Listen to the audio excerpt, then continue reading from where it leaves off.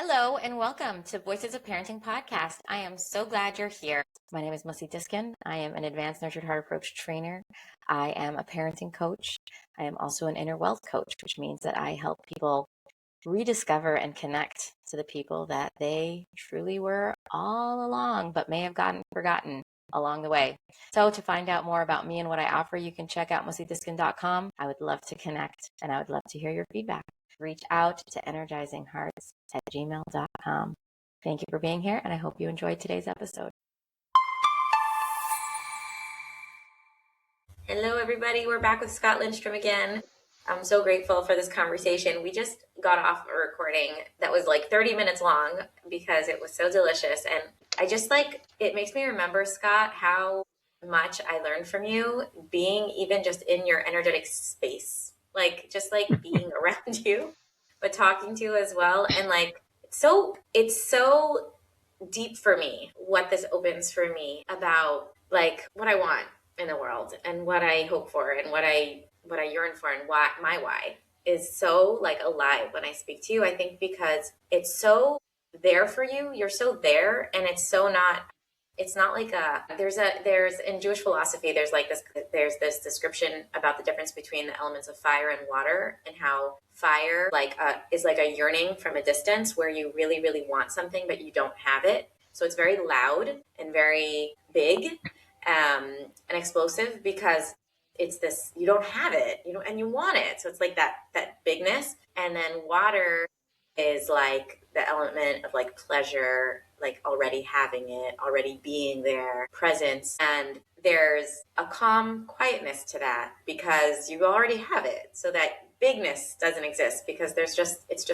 a presence, and it's a connectedness. And I feel that connectedness in you. And I feel like I'm the fire and you're the water, and I'm like, give me more, because because it's like you embody you give me permission. You give me a signpost of yes, I can go there. I can have that. And I think the biggest thing that stuck out to me in the last recording, you guys can go back and watch it if you haven't yet, is this way that I can call it an epiphany, or maybe it's just the way that you described what works for you about Nurtured Heart, or why Nurtured Heart is part of everything you do. That struck me so deeply.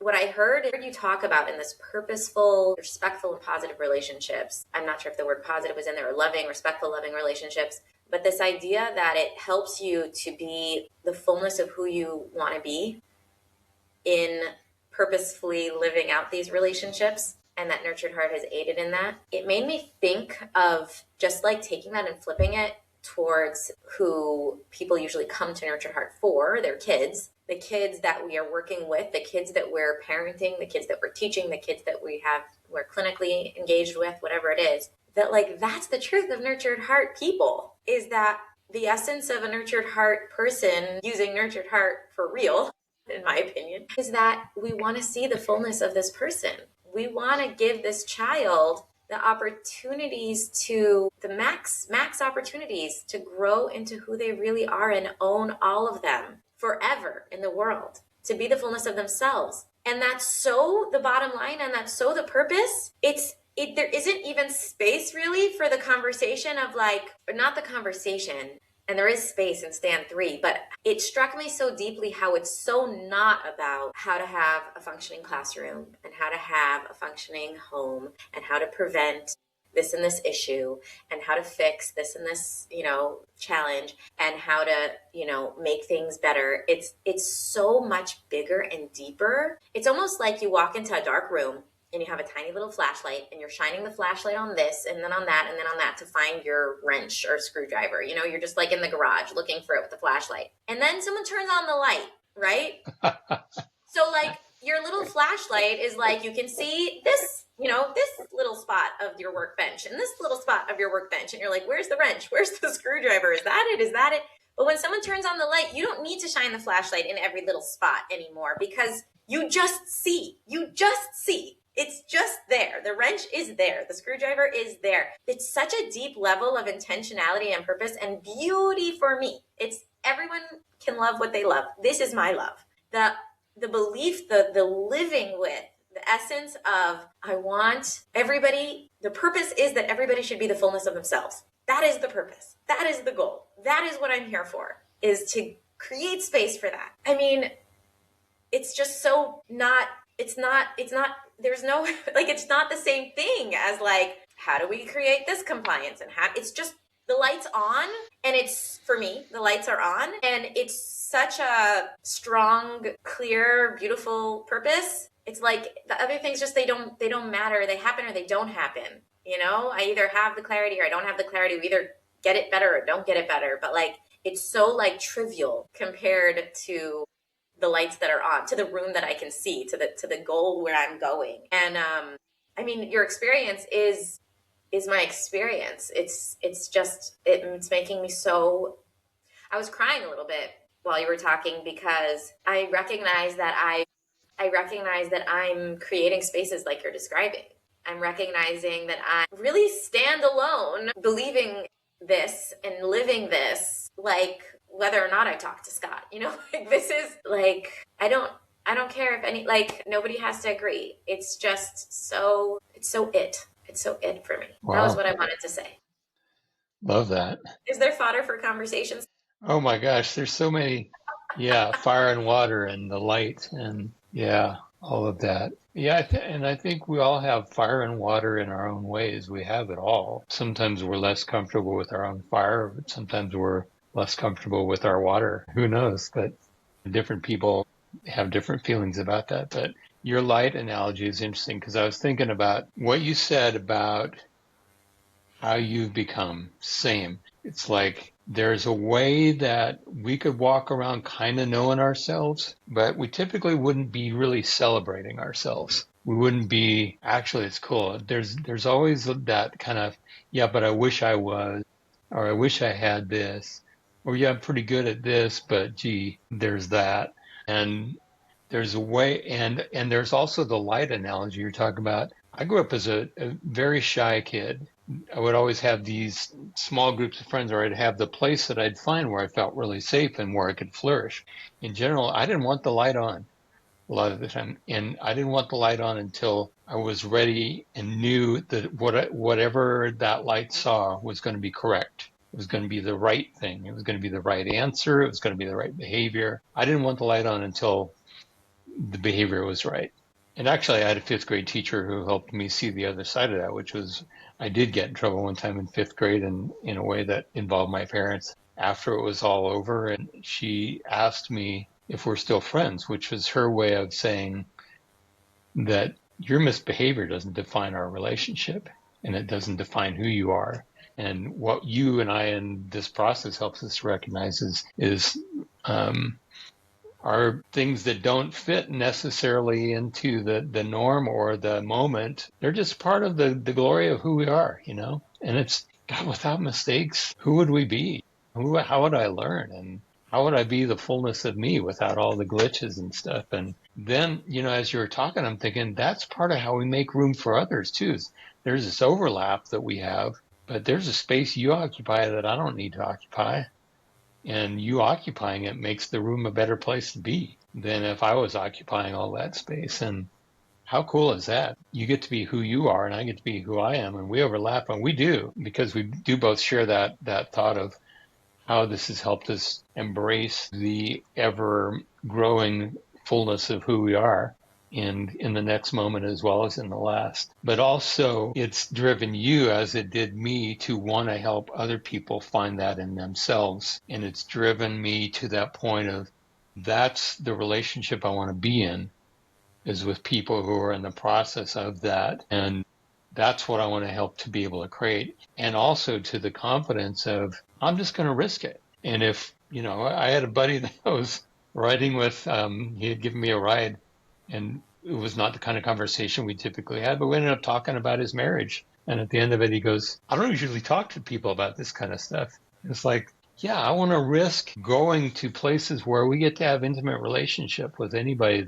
that's in our presence and get to feel connected in that way. And so it's that, what it does for me, what it does for the other person, and what it does for us, kind of, right? Which then goes back to that whole thing of our community, our world. The more of us there are that can see each other and know ourselves in this way, the more respectfully and lovingly we're going to be able to coexist in community. even if we have difference of opinion and different ways of expressing the energy that we get to be in the universe. So Yeah. I really love And that. those ripples that you And I talked about. feel like, yeah, the light is let's try to help people not be scared of the light, people be able to see parts of themselves they were maybe unaware of or afraid of looking at or had been told are ugly, and help people see the beauty of all of it. That's part of it, isn't it? Is that the messages you get that part of you is ugly when you're young. Has this helped to fight any of that kind of message for you? Well, Scott,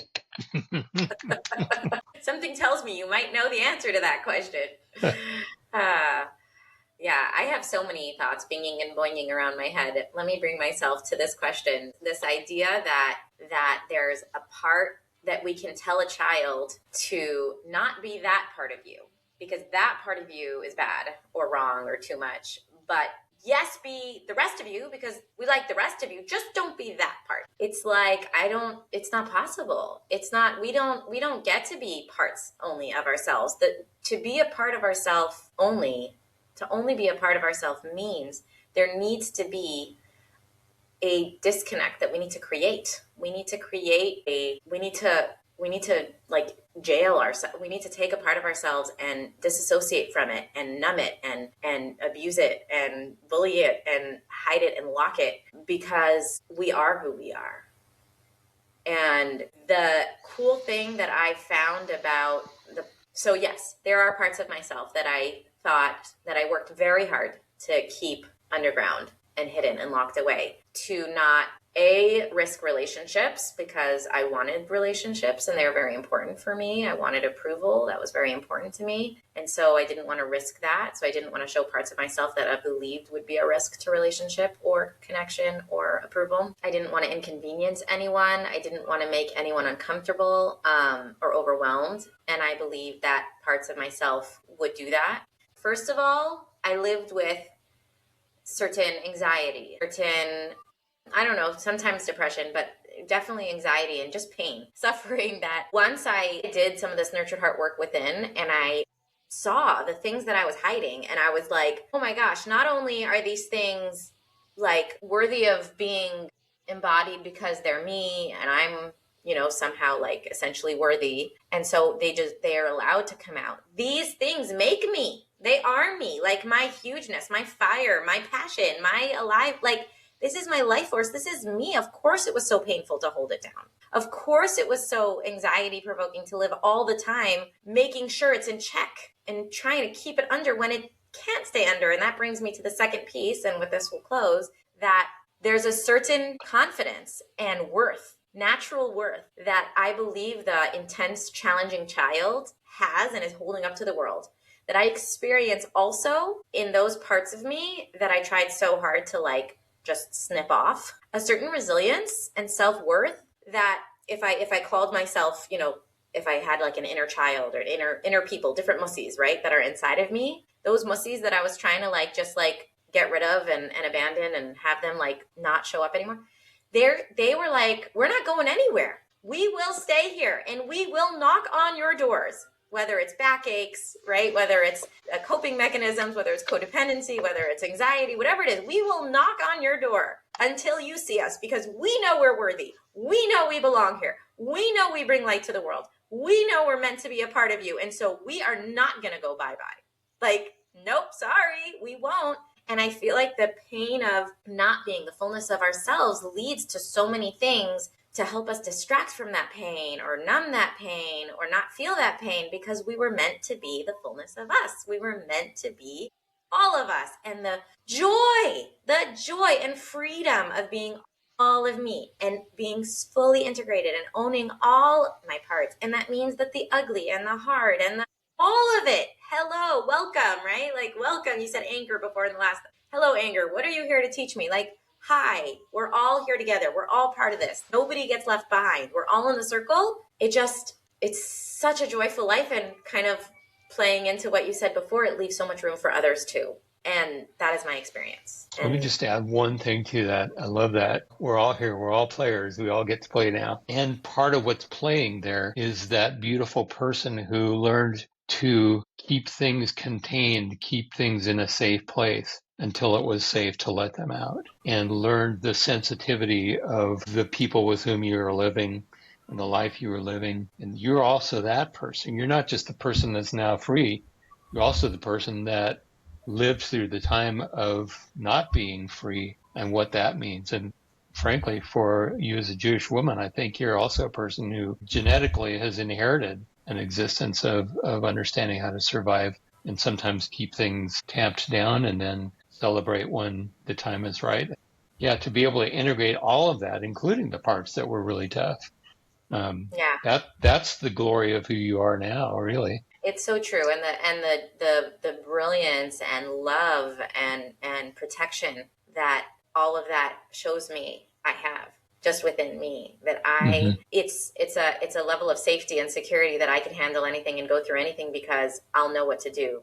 I'll have Yeah. There you go. There's a polyvagal somatic experiencing theory. I don't know exactly the words, but there's one woman that I was learning from, and she was talking about our special ops team, like our nervous system just comes in and protects us whether or not it needs protection, because it's just the special ops team looking for threat, and it's just going to jump at it no matter what.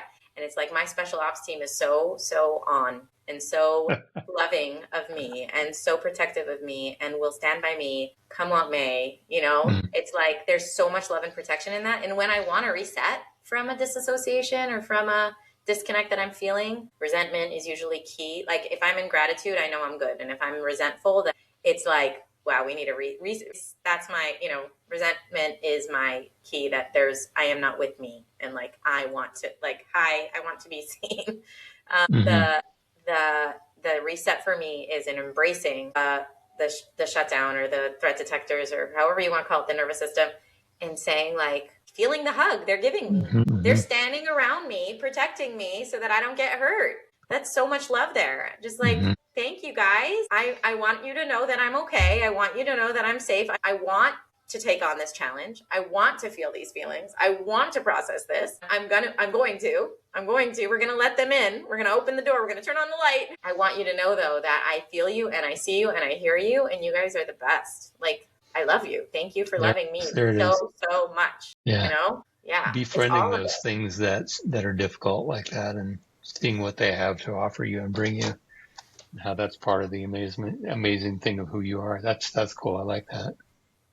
And it's Nice. 20 minutes. We got to the end. Look All at right. that. Scott, I'm going to ask you again, for anyone who's just listening to this recording, if anybody wants to reach out to you, connect with you in any way, hear more from you, what email can they use to reach you? Yeah, I'm not doing a lot of consulting right now, but I probably will be in 6 or 8 months. And probably the best way is just scottclindstrom@gmail.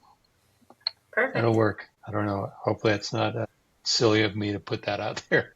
But I don't know that I there it have a is. gajillion followers. Yeah. Most of them are pretty serious. Whoever's listening is someone you probably want to talk to. If they got this far, yeah, we're safe. Exactly. But we're with each other. Thank you for trusting Nice. us. Thank you. I'm going to breathe in this little All righty. experience Till now next for a time, while. everybody. Sounds good. Hey, wait. Don't go yet. Take a minute to find the beautiful quality that you have, that you appreciate about yourself.